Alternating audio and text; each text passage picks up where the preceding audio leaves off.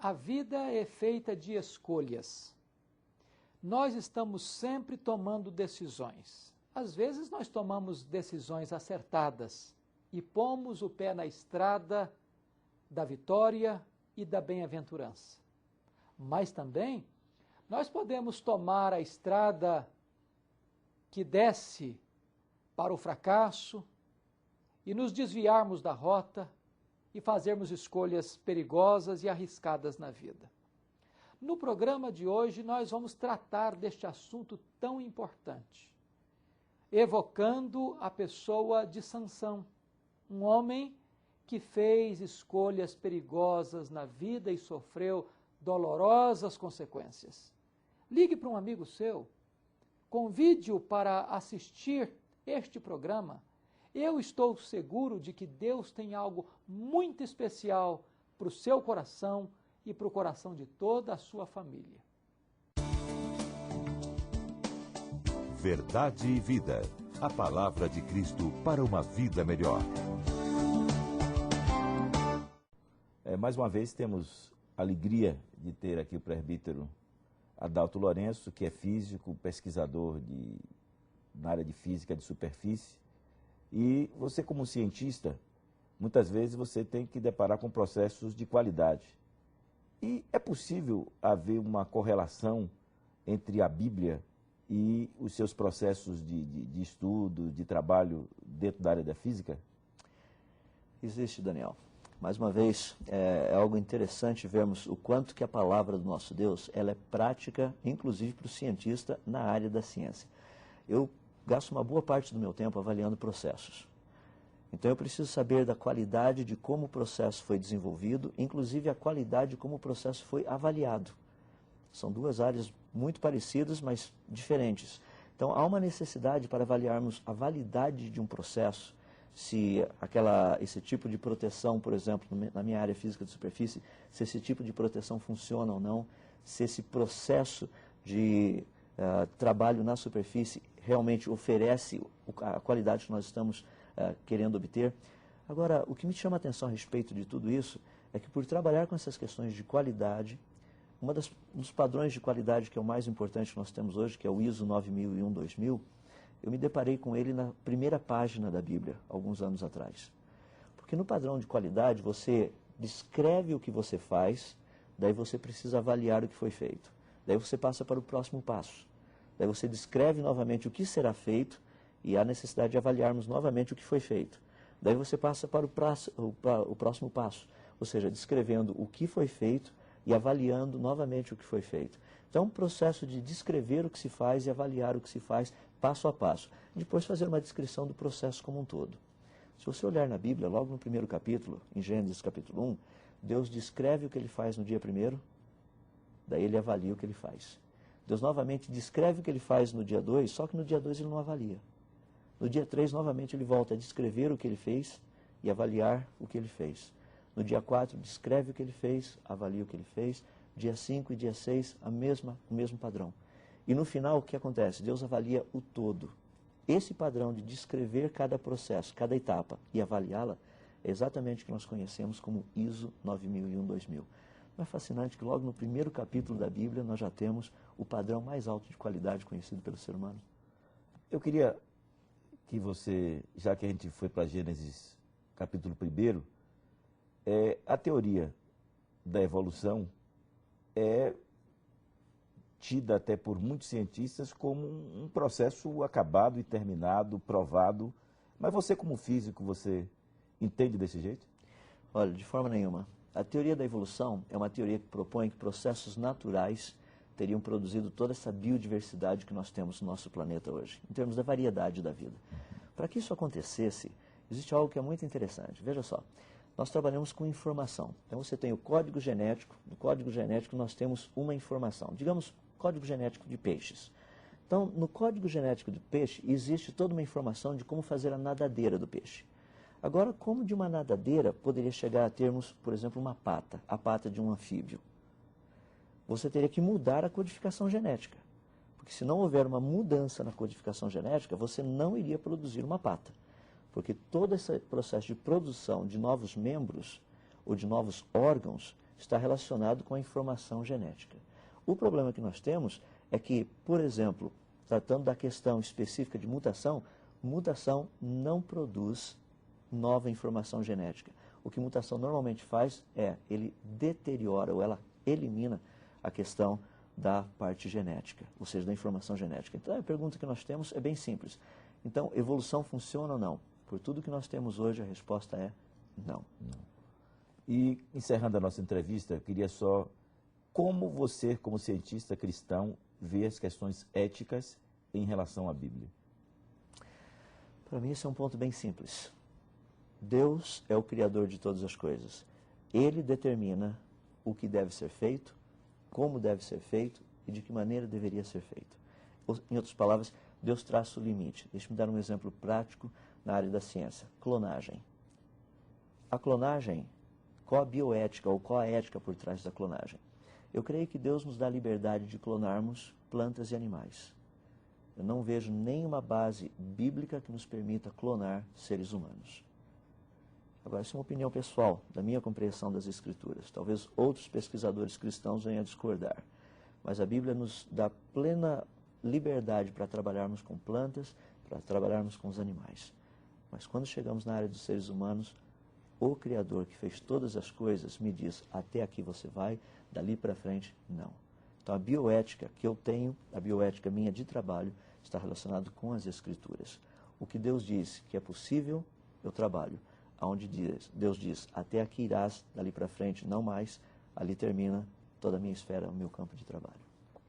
Adalto, muito obrigado por você ter estado aqui conosco esse tempo, tratando de assuntos que muitas vezes não tratamos na nossa igreja, mas esperando que tenha sido benéfico esses bate-papos que tivemos aqui à luz da bioética, à luz do criacionismo, à luz da ecologia, do meio ambiente, que possa ter sido esclarecedor para os amigos telespectadores do Verdade e Vida. Muito obrigado. Essa é a minha expectativa também. Muito obrigado mais uma vez. Tá bom. Nós vamos a essa mensagem musical e voltamos com a mensagem da Palavra de Deus com o reverendo Hernandes Dias Lopes.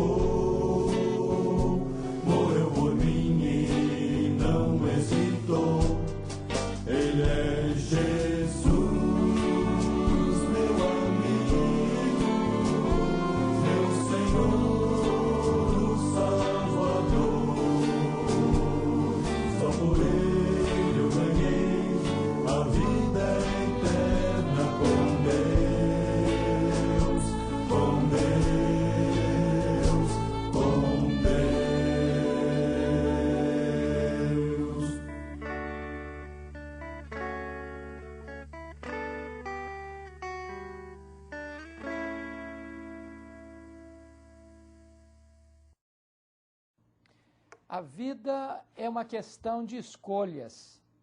Nós vivemos tomando decisões e nós somos um resultado destas decisões que tomamos. Algumas pessoas colocam o pé na estrada do sucesso e da vitória, enquanto outros colocam o pé no atalho do fracasso e da derrota.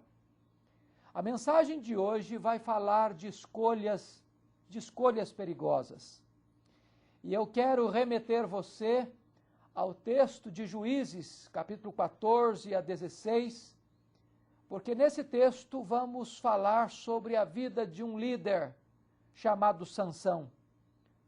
E nós vamos ver como é que este homem fez escolhas perigosas na sua vida. Sansão tinha muitos privilégios. A Bíblia diz que ele veio ao mundo por um milagre de Deus. A sua mãe era estéril e ela não podia conceber. Mas por uma visitação do anjo de Deus e por uma promessa divina, Sansão veio ao mundo. Seu pai preocupou-se com a sua formação, mesmo antes dele ser concebido, mesmo antes dele nascer. A Bíblia diz que Sansão tinha privilégios extraordinários. Primeiro, seu nascimento foi um milagre. Segundo, ele era filho de pais crentes, piedosos, tementes a Deus, que trabalharam de maneira cuidadosa da sua formação e da sua criação, do seu ensino espiritual. Terceiro, Sansão foi levantado por Deus num tempo de crise para se tornar um grande líder da sua nação, o libertador do seu povo. Mais do que isso, Sansão era um jovem consagrado a Deus desde o ventre materno. Ele era um nazireu. Ele era um menino cheio do Espírito Santo de Deus, consagrado para Deus desde a sua infância. Ele tinha tudo para ter uma caminhada bem-aventurada, de ser um exemplo e de ser um modelo para as gerações futuras. Mas o grande problema de Sansão é que ele fez escolhas erradas, escolhas perigosas. Você também, na caminhada da vida, está fazendo escolhas. Você escolhe onde você estuda, com quem que você se casa. Muitas vezes você escolhe a sua profissão, aonde você vai trabalhar, que igreja você vai frequentar, ou se você não vai frequentar a igreja. A vida é feita de decisões. Se nós fizermos decisões acertadas, nós trilharemos as veredas da felicidade e da bem-aventurança. Mas se nós fizermos escolhas perigosas, escolhas erradas, nós teremos que arcar com as consequências inevitáveis dessas escolhas. Uma pessoa, por exemplo, que escolhe viver uma vida boêmia, uma vida devassa, de bebedeiras, de embriaguez, de entrega aos vícios, de capitulação às drogas, ou uma vida de imoralidade sem freios, mas hoje, mais amanhã, vai colher os frutos amargos dessas decisões perigosas, dessas escolhas perigosas.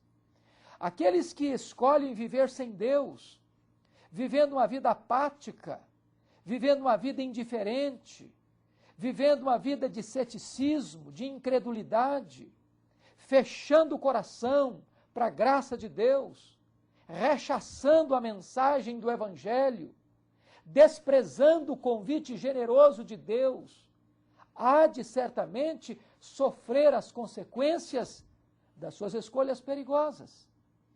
Retornemos a Sansão.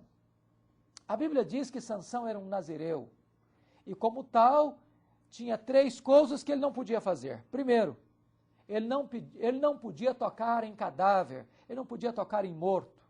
Segundo, ele não podia beber bebida forte, ele não podia tomar álcool, ele não podia beber vinho. E terceiro, ele não podia cortar o cabelo. Eram votos de nazereado, eram votos de consagração. Mas agora Sansão começa a seguir um rumo que não era o projeto de Deus para a sua vida. E a primeira coisa que acontece é que diz a Bíblia que certa feita, indo a Tímina, ele viu uma moça.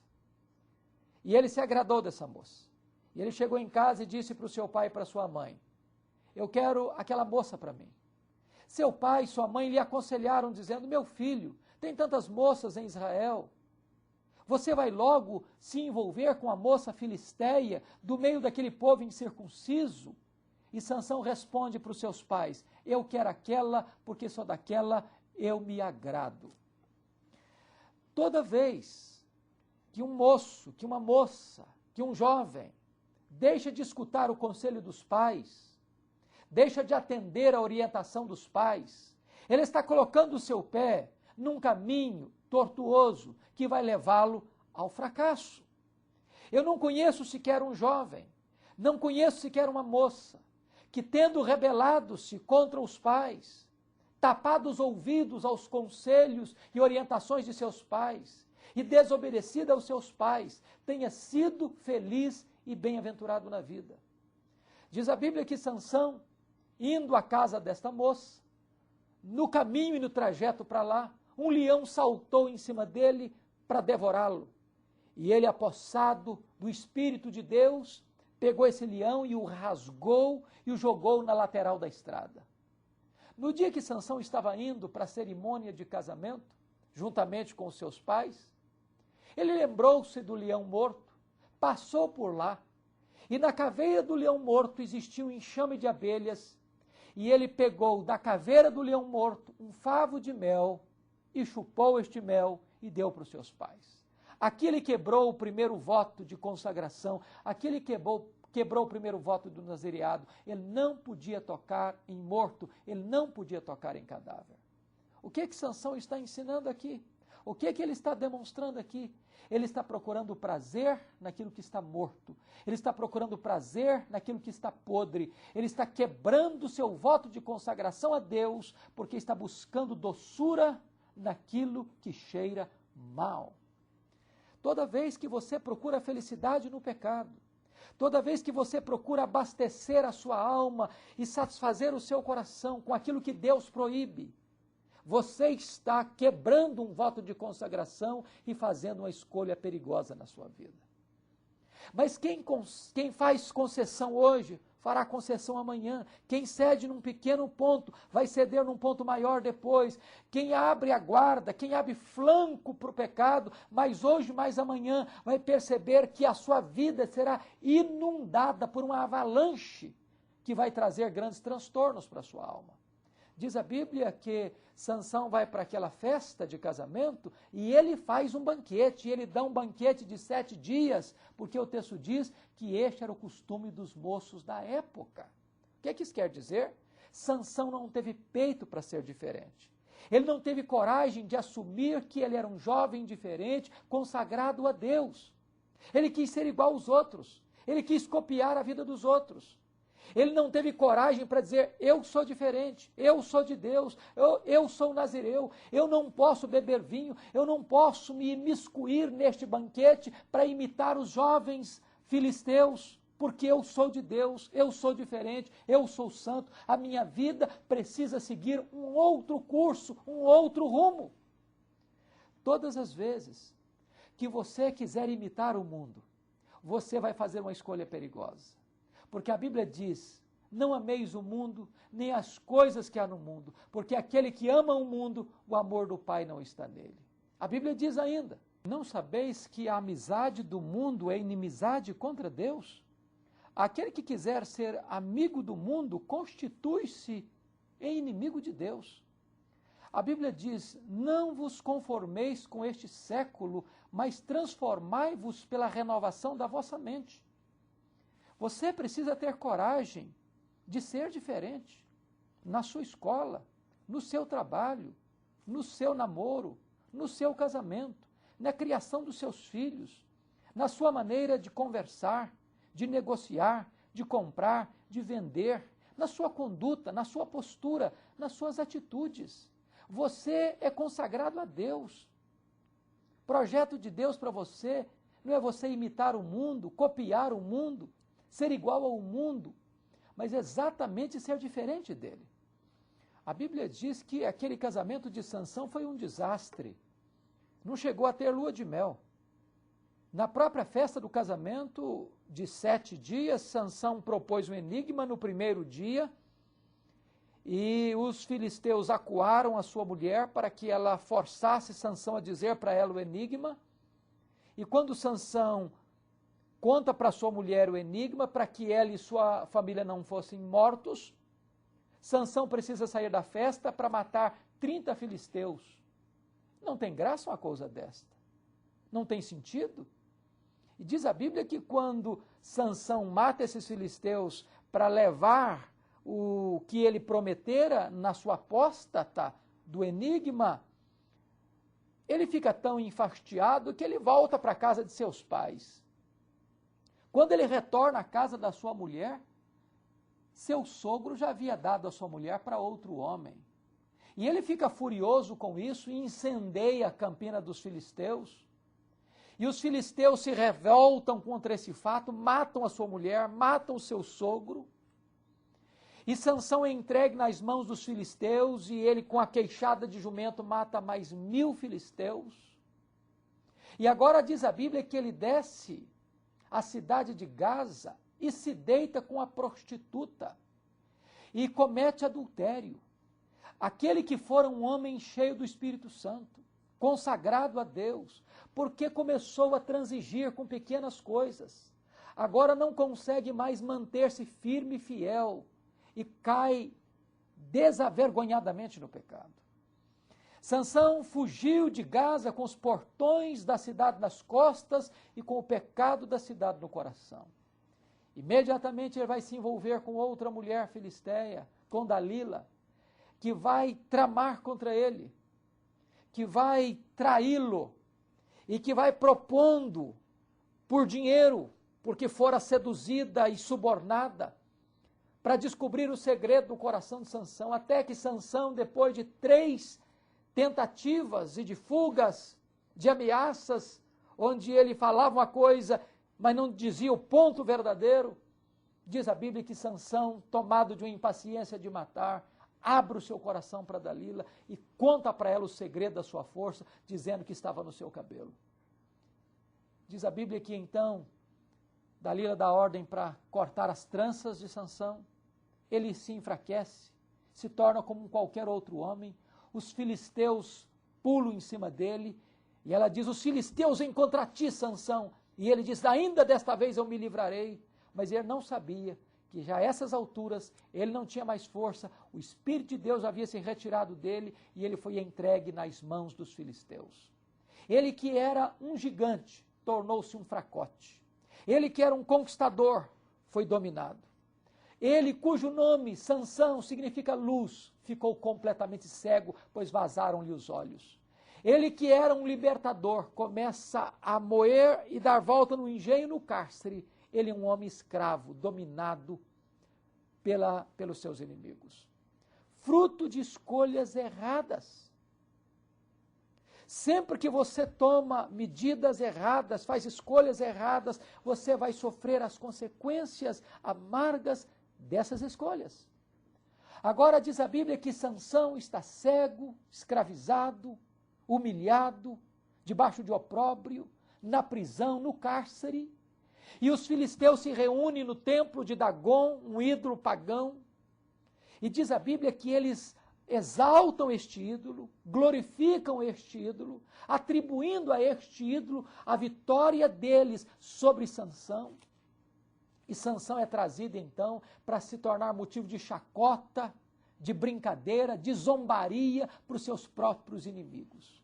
Um filho de Deus, um ungido de Deus, um nazireu de Deus, porque tomou medidas erradas e fez escolhas perigosas, e está agora no fundo do poço, servindo de espetáculo para os pagãos, servindo de opróbrio e de zombaria para aqueles que eram inimigos do povo de Deus, porque não levou Deus a sério, porque escolheu erradamente na sua vida, porque não obedeceu os princípios de Deus na sua jornada.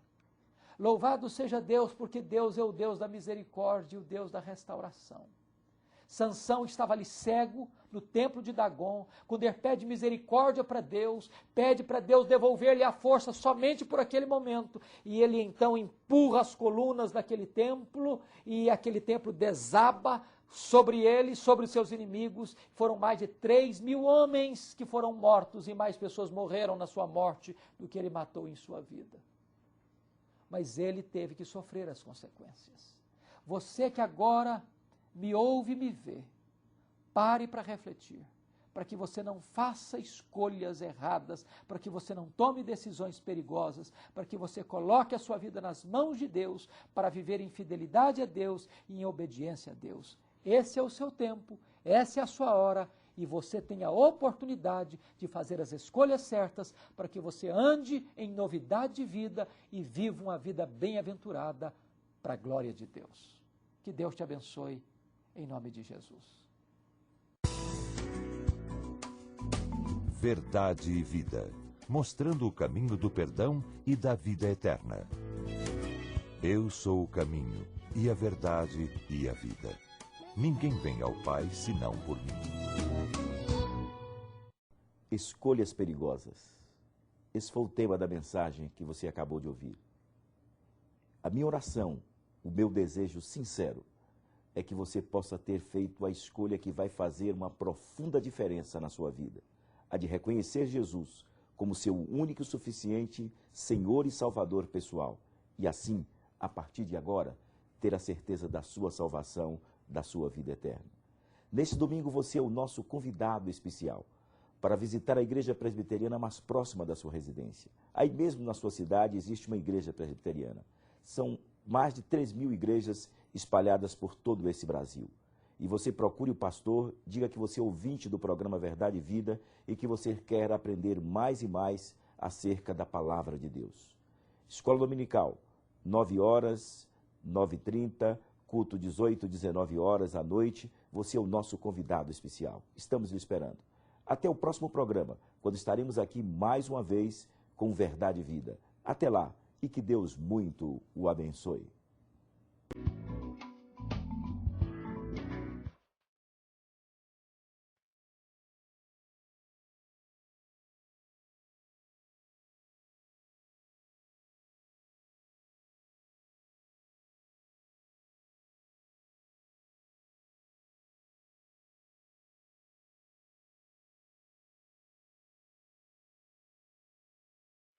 Verdade e Vida. Um programa da Igreja Presbiteriana do Brasil.